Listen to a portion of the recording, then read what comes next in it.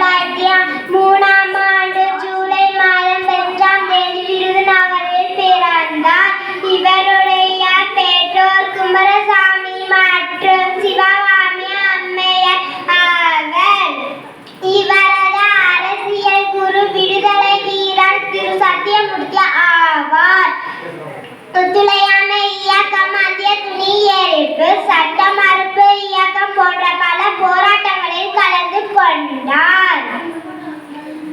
காமராஜர் 1954 முதல் 1963 வரை 9 ஆண்டுகள் தமிழக முதல்வராக பணியாற்றினார். இலவச கல்வி, இலவச மதிய உணவு திட்டம் என பல திட்டங்களை தொடங்கி வைத்தார். இதனால் கல்வி கண் திறந்த காமராஜர் என்று அழைக்கப்படுகிறார். தொழில்துறை, அணைக்கட்டுகள், மின் திட்டங்கள் போன்ற பல திட்டங்களை தொடங்கி தமிழகத்தை வளமாக்கினார். இதனால்